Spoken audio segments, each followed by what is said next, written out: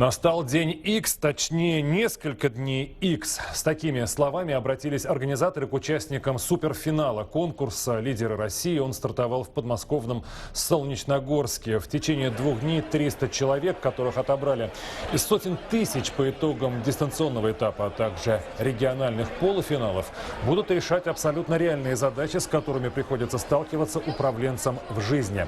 Обсуждение происходит бурно и эмоционально, как в интеллектуальных играх. Кто делает мешки?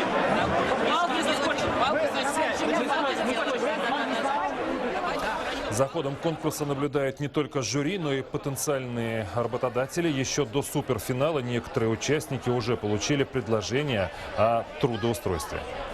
Это был такой приятный стресс для управленца. Каждый раз ты включался в соревнования на выживание. И это позволило, кроме этого, познакомиться очень близко, в шоковом таком стрессовом состоянии, с несколькими десятками потрясающе интересных людей. Вот такая база знакомства, просто удивительная. Ребята потрясающие. Если через сколько-то лет в их руках будет управление хотя бы экономикой, за нашу страну можно не беспокоиться. Каждый из 300 финалистов получил грант в 1 000 000 рублей на обучение в любом из российских вузов, а «Золотая сотня», которая будет отобрана по результатам суперфинала, приобретет еще и наставников из числа ведущих государственных деятелей и топ-менеджеров.